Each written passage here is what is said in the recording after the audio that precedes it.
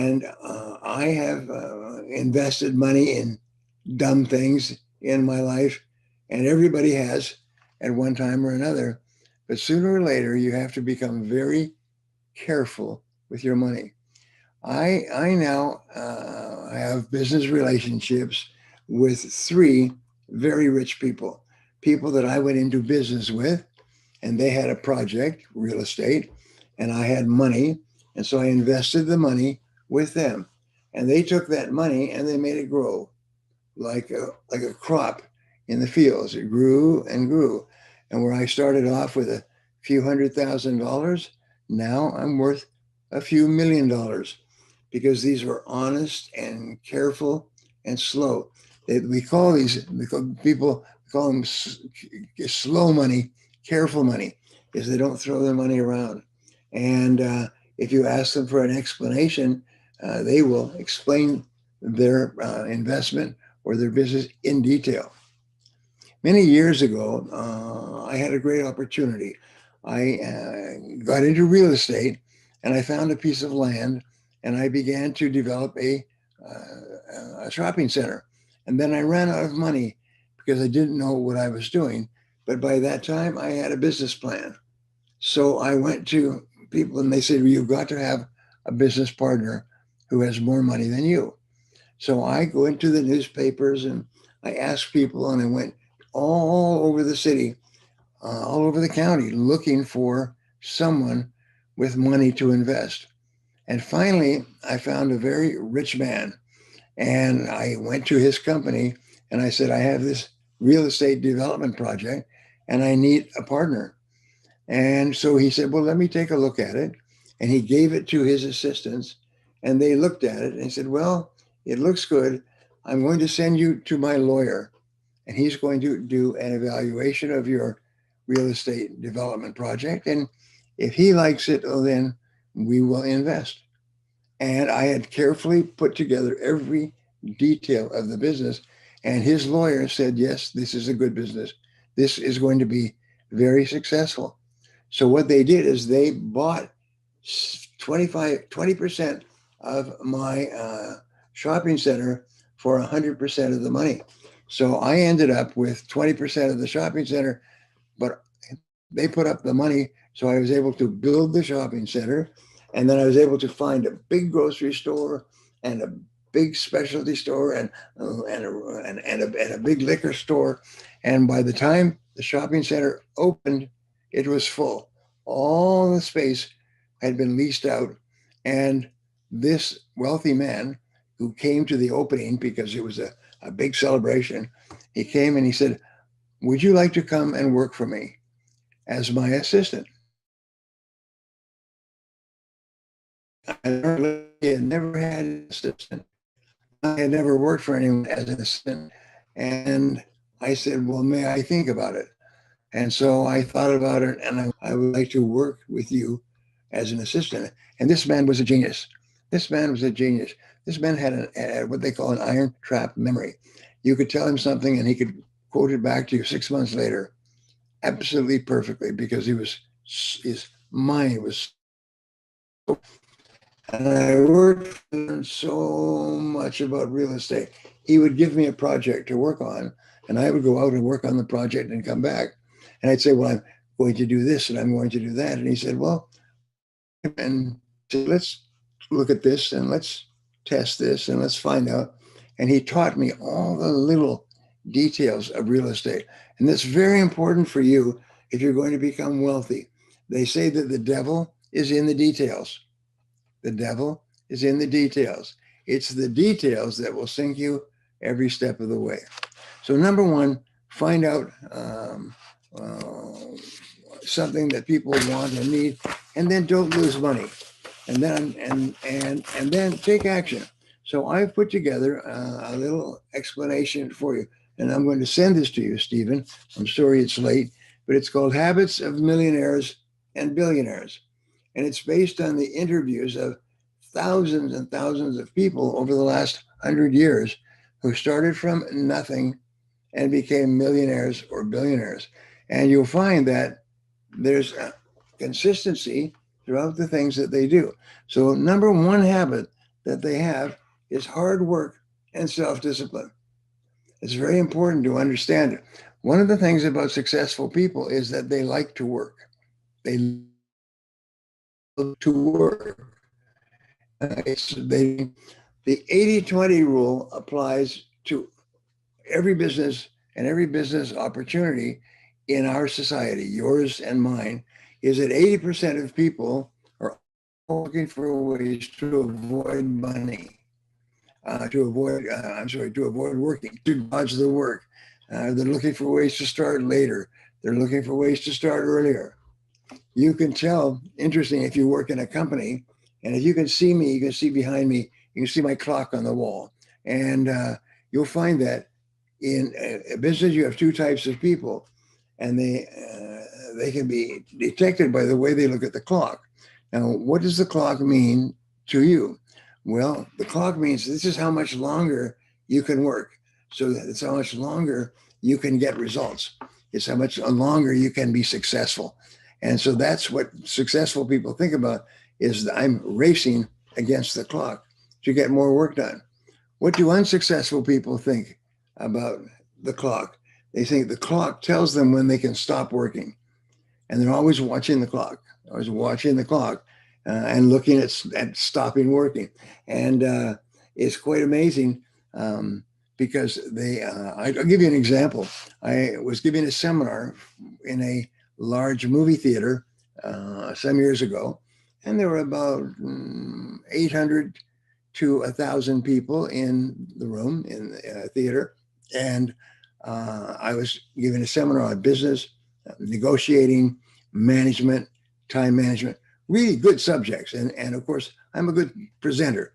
And at exactly 10 minutes to 5, about 100 people stood up and walked out of the seminar. They stood up and walked out.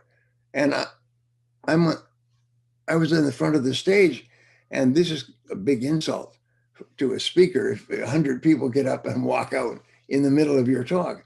And so then my seminar was over at about 5 o'clock, and people left. And so I asked my clients, I said, what happened there? Why did all of those people just get up and leave? And he said, oh, you have to understand, they work for the government. I said, they work for the government. Yes, and the government, they are allowed to stop working and put their things away 10 minutes before quitting time. And then at quitting time, which is 5 o'clock, they're allowed to leave and they don't have to work anymore. That's exactly what happened. At about 10 minutes to 5, everybody started to put their stuff to get away. And then at 5 o'clock, at 5 o'clock, so that's a mark, is successful people look at the clock and they're always thinking about doing more work. And they're always thinking about how they're competing. You can be a part of a conference where real estate experts will share tips on sharing Houston's real estate future. Yeah, whether you are a developer, investor, or just getting started in real estate, Stephen Akintayo is here with more details on how to attend the event. Welcome, Stephen, to the show. Good to be here. It's great to meet you. I want to let our viewers know just a little bit about your resume. So you are a Forbes recognized investment coach, serial entrepreneur, host, author, the list goes on and on. Yeah. You're busy. And we were chatting during the break about this conference. I think it's a really cool concept. Anyone can attend, but specifically for immigrants who are living here and maybe have not dabbled in real estate, this conference is really to let them know, hey, you can do this and we're going to teach you how. Absolutely. I mean, if you look at some of the data, people of color haven't invested much in real estate. Some data tells you just 8% or less than 8% of black people own their own property. And so I think there is that fear of, do I invest? And sometimes people have done it and they probably it went bad. Also, people also don't understand the investment aspect of that, because sometimes you just want to have a home. Meanwhile, real estate is actually a vehicle for investment. where you can own properties and people, of course, pay you rental income. And once you can do it such that the rental income is higher than the mortgage, now you have a source of passive income. And that's really how you build wealth. Wow. Okay, so you're teaching people how to build wealth. What if they don't have a background in real estate? Do you need to have a little bit of real estate knowledge to do this? Not at all. And I think that's the essence of the event, that even people who don't have the background can now learn and connect with experts who have done it. Visit www.stephenakinteo.com/GWF USA to book your seat now. Because you have something special. I don't know you. I can't see you. You have greatness in you. You have the ability to do more than you can ever begin to imagine. And so as you think about some goal that you want to achieve personally, financially, and then your social contribution, what will be different in the world because you showed up? I believe that you were chosen. All of us, we have built-in greatness. We're made in the likeness and image of God. We've been given power and authority and dominion over everything on the face of the earth. But when you come up in a culture where you're marginalized and things are designed to destroy your sense of self, things have been put together to exclude you from participating in living your dream and living the full expression of your greatness, then that impacts you. So I'm going to repeat to you constantly, you have something special. You have greatness in you, and you have to take it upon yourself to do exactly what you're doing now.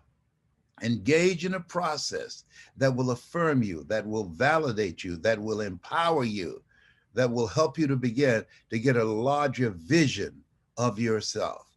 And as you think about your goals and dreams, I want you to expand them. Why? Because most people fail not because they aim too high and miss. Most people fail because they did what I did, aim too low and hit.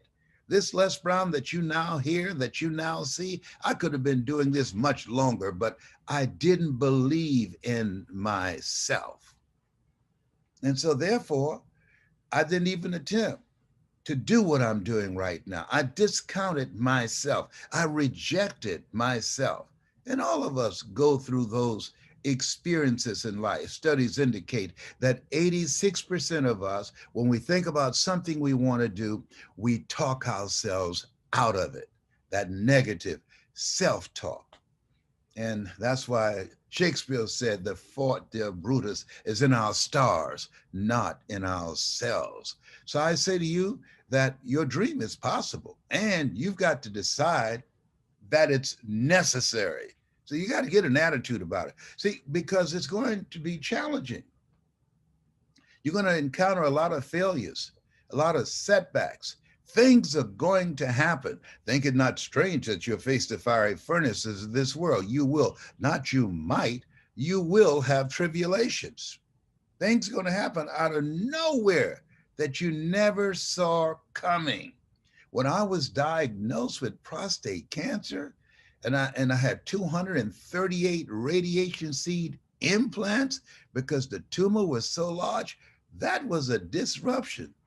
I was praying every day, sleeping with the Bible, the Torah, the Holy Quran. Let me tell you something, the Kabbalah. I was calling on Jesus, Yahweh, Allah, everybody. It's amazing how spiritual you become when you think you're on the way out of here. And I'm here because of God's grace and mercy. And so you got to have a mindset that this dream is a non-negotiable. I'm going to do this. I'm going to make the radical change in myself in order to achieve the dream, because I know you don't get in life what you want, you get in life what you are. I'm going to do this. I know that it's necessary. As I think about my goal and dream, it's necessary that I'm willing to learn. See, if you're not willing to learn, no one can help you. But if you're willing to learn, no one can stop you.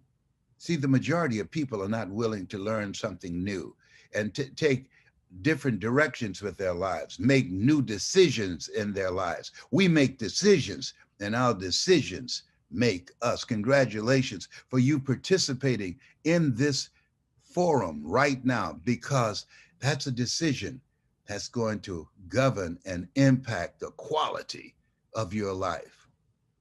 Yes, you're going to face a lot of stuff, and it's not personal. Don't ask, why did this have to happen to me? Why not you? Who would you suggest? I'm telling you, so much stuff happened to me. I have this thing, if life knocks you down, try and land on your back, because if you can look up, you can get up. So it's possible that you could have your dream, and you've got to decide that your dream is necessary, that it's a non-negotiable, and that is you. George Washington Carver said, do what you can where you are with what you have and never be satisfied. It's you. It's you. There will be obstacles. Yes. Now, if you're born in a wealthy family, that will help. If you have all the resources that you need, that will help. But if you don't have those things, it's you. The major key to your living your dream, living a life on your terms, living the life that you want, a life that you design, and not the one that has been given you, it's on you. That's it. George Bernard Shaw said, the people that make their dreams happen in this life, they look around for the circumstances that they want, and if they can't find them, they create them. We were created by the Creator to create. People that are hungry find a way to win. You got to be hungry. If you're casual about your dream will end up a casualty. People that are hungry always strive to get on top in life, because it's the bottom that's overcrowded. People that are hungry know that you will fail your way to success. People that are hungry take no prisoners and eat the wounded, and they start at their ears. And it's hard. I wish I could tell you that it's easy. No. This thing called life is going to bring you to your knees, and it's hard. And if you do what is easy, give up, throw in the towel. If you do what is easy, give your power over to the adversities that you are experiencing or things that have happened to you. If you do what is easy, surrendering to the challenges of life, your life will be hard. But if you do what is hard, stand up inside yourself. Be of good courage. Know that faith not tested can't be trusted. Anchor yourself in the knowing He'll never leave you nor forsake you. No. Start thinking and living from the power. Great is He that's in you than he that's in the world. Those are not just words. No. Having a spirit of optimism, being relentless, being willing to persevere, and being willing to persist until you succeed. I know there's a long panel of speakers, and when you talk about passive income, and immigrants coming to this country oftentimes are looking for a better life, right? And one of the ways you can make a better life is by creating stability financially, right? Not just for for yourself, but for your family and future generations. I mean, most asset class either help you to make money, or help you to multiply money, or help you to save money. Real estate does four. It helps you to make money, help you to manage money, help you to save money, and help you to transfer that money to the next generation.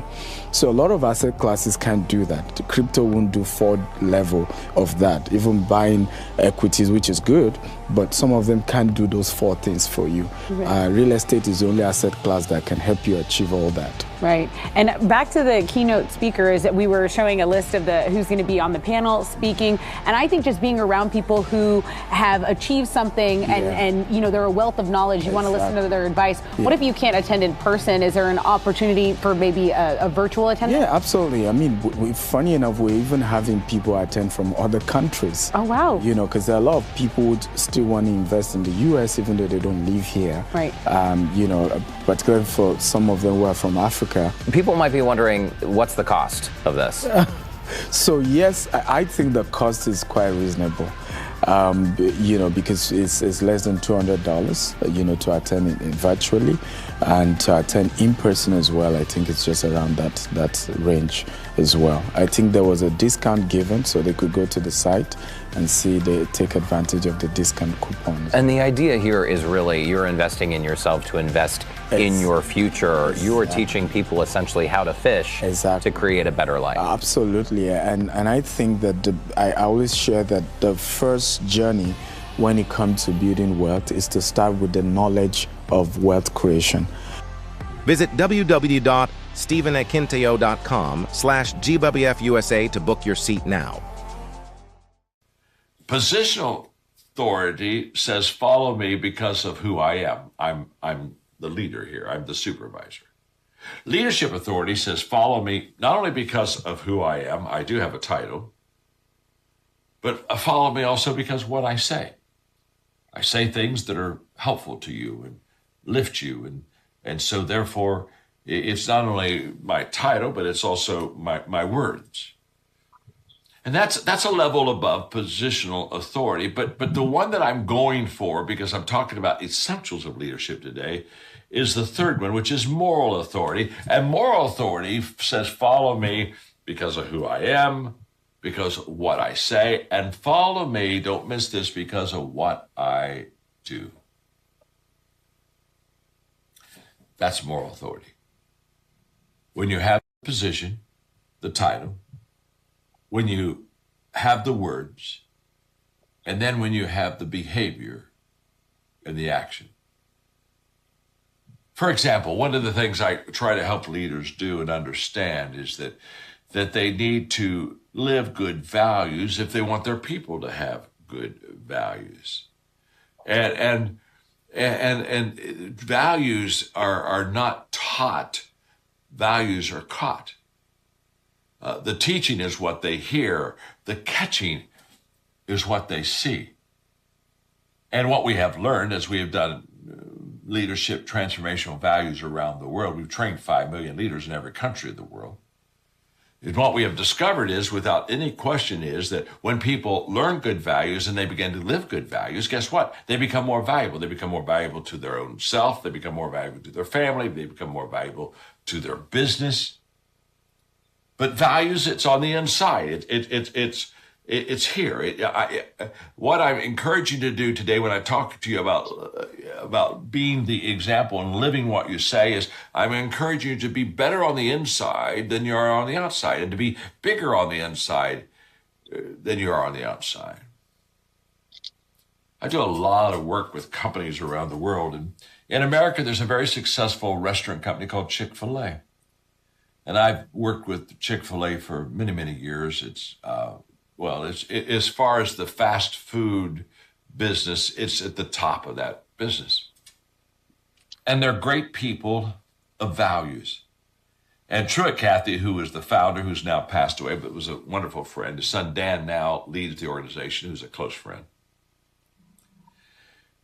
Truett was pressured by his board to build more stores.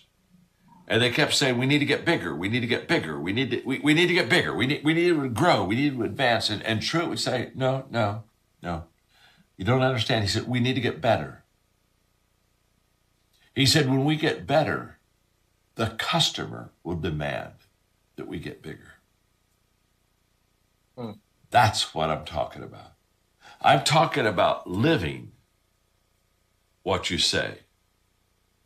When I was a young leader, I made a decision. I was only 25, so I was very young as a leader. But I made a decision that has been with me for many, many years now.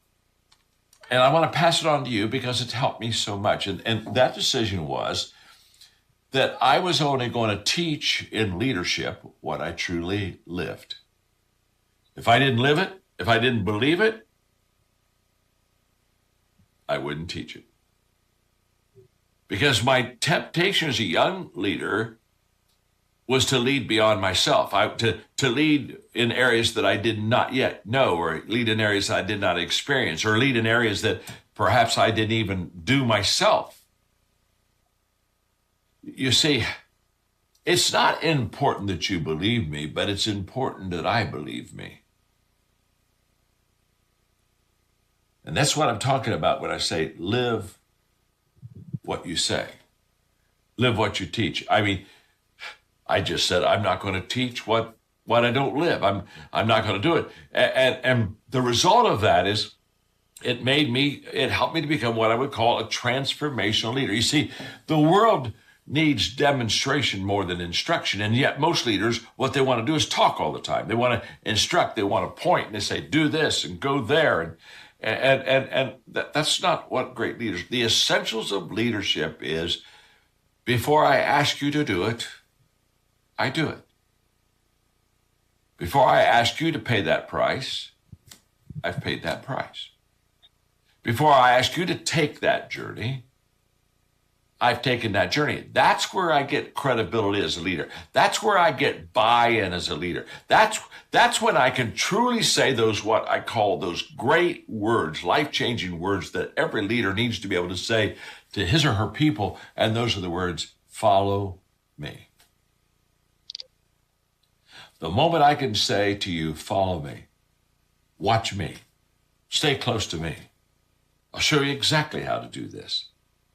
Now I have integrity, I have credibility, I have authenticity as a leader. This is huge. So the first essential of leadership is just very simple. Live what you say. If you don't live it, don't say it. In fact, if you don't live it, you disqualify yourself to be the leader of the people. People should only have to follow a leader who lives what they say. The second essential in leadership is for you to lift people by adding value to them. Wow.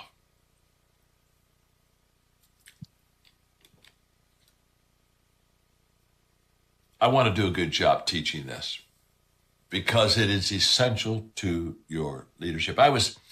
A few years ago, I was in Kiev, Ukraine, and I was getting ready to speak to 15,000 people in a live coliseum, and my translator was in the green room with me, and he was talking to me about my books. He said, John, I've read your books. He said, I'm so honored to be your translator. He said, this is just going to be wonderful. But he said, I want to, before you go out, and he's talking to me about 10 minutes before I go out to speak. He said, before you go out, I just want you to know, John, that you believe in adding value to people, and you say leaders always add value to people. That's a very strong core of your leadership message. And he said, you're about to go out to talk to people who for 70 years were under communism. And when you go out and say leaders add value to people, they're not going to understand what you're saying, because all they've ever seen is leaders take advantage of people, abuse their leadership position, put themselves first as leaders instead of the people. So he said, when you walk out and you start that message, leaders add value to people, you're going to disconnect with them immediately because they have never known a leader that added value to them. And sometimes we're so eager to want to, okay, can I buy a house? Can I invest in this? No, invest in the knowledge before the investment itself. For me, I started my business with $10 back in Africa. Wow. Yeah. So, and one of the books that helped me was Rich Dad Poor Dad by Robert Kiyosaki, Richest Man in Babylon, about savings. These are powerful books. And the authors were American. I was in Nigeria. Wow. And I was reading these books and they were changing my life. And before you knew it, I grew our business, to different countries. We're in Nigeria, we're in Dubai, we're in UK, and we're here in the US as well. We just acquired 40 acres. We're about building over 400 unit housing here as well. So for me, it's sharing that knowledge as to how I started from nothing and how anybody else can do the same as well. And one of the things that I think is important is connecting with people with win-win relationship. I think some of our relationships are quite toxic and it's not mutually beneficial. Once I've noticed a lot of wealthy friends I meet, the conversation is, what are we exchanging? Right? Are you doing business with me or am I doing business? There's a purpose for those relationships. There's value. And so we should target getting those relationships this year that is going to add value to you. It has to be mutually beneficial. Amen. Visit www.stephenakinteo.com/GWF USA to book your seat now. Of my content. That's how I calculate it. How much you earn, how much you put in the pocket. Now, here's my question to you.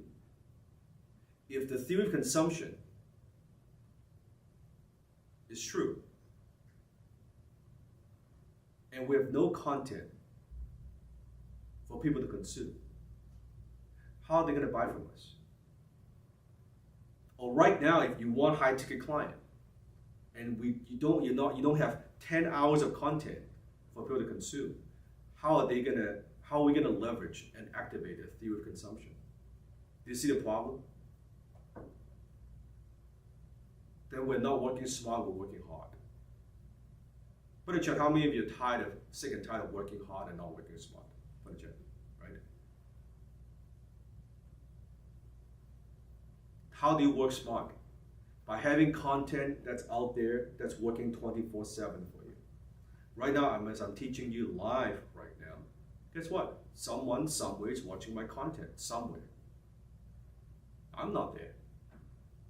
What content does, here's what people don't understand. What content does is it builds relationships and builds trust with your potential clients without your physical presence.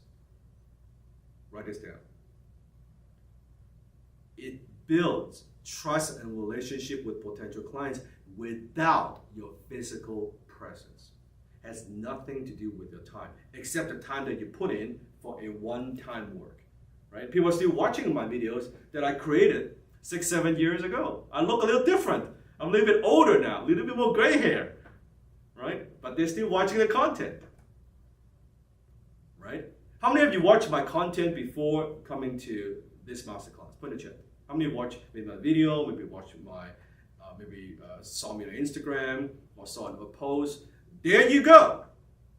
So we're building a relationship.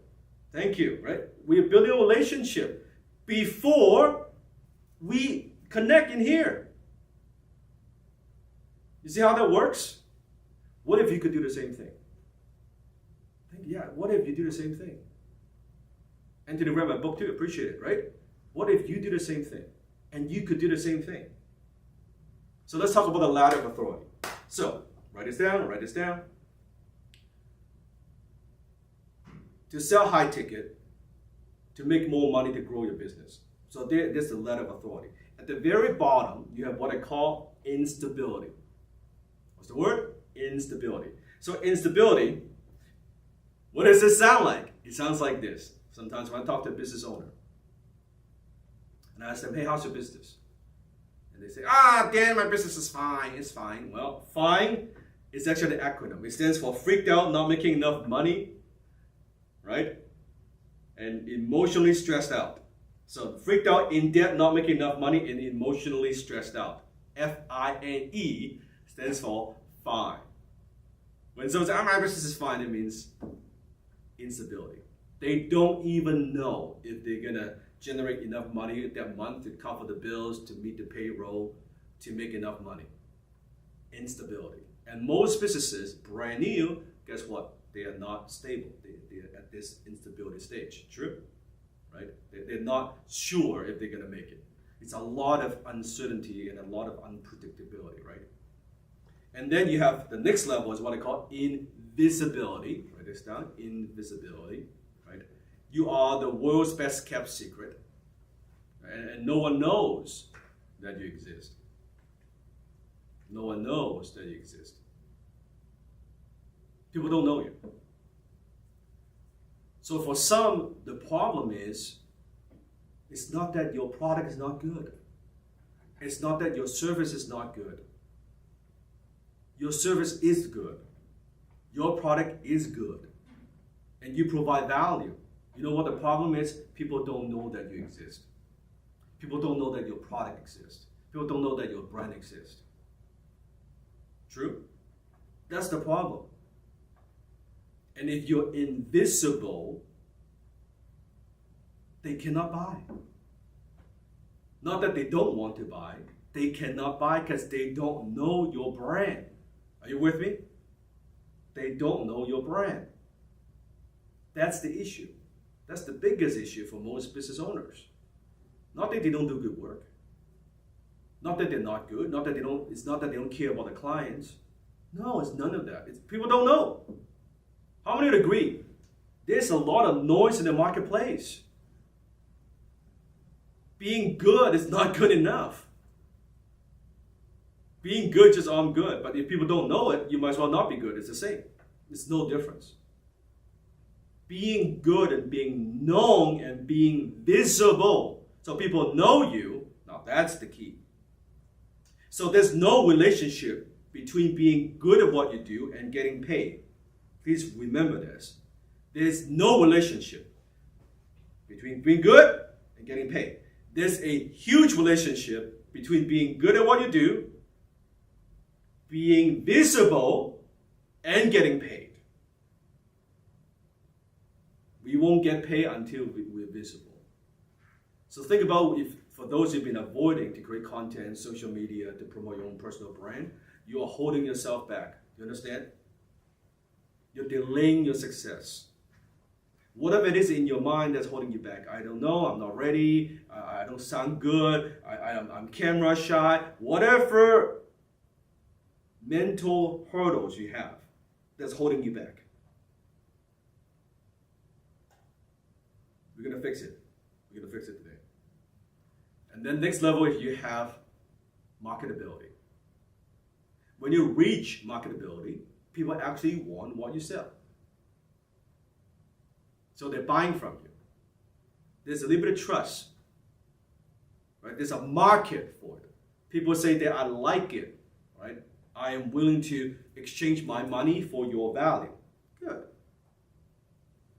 And the next level is you have credibility. Now people not just you're marketable, you're credible. People know you, they like you, they trust your brand. In some cases, they send you referrals. So I want you to think about this as I go through this, right? Think about where you're at. And you got to be very honest, right? Are you in stability? Are you at invisibility? Are you at marketability? Are you at credibility, right? Credibility. And then next level you have is visibility. Now, it seems like you are everywhere. You have what I call top of mind awareness, right? And you kind of dominate the news feed when they go online. Now notice, right? I said you appear, it kind of seems to be everywhere, but you're not actually everywhere. You only want to be everywhere for your ideal clients. You with me? You only want to be kind of everywhere. Now I'll teach you how. But you're going to want to be everywhere for your ideal clients. So they see you all the time. They see you all the time. So you're visible. You're visible. Hi, my name is Maria Balogisha Israel. Ibrahim Brahman, I'm a property investor. And I just want to thank Dr. Stephen Akintai and all the guest speakers. Little did I know I'd be in the room with billionaires. I was on the panel, I'm able to share my story, which from feedback people have taken inspiration from. But the big thing about this event is not just about inspiration, it's about turning that inspiration into action. Inspired me and motivated me to want to build wealth, invest, and really take my business to a next level. And my opinion has changed 360 degrees. So I'm giving you a very honest opinion. And the reason why, because the host, Dr. Stephen, he has put on a fabulous event, and every speaker that has spoken into my life. Opportunity, and I appreciate you all so much. Thank you, Dr. Stephen. So much for this opportunity. God bless you. To be here and to be able to share this with you all right now.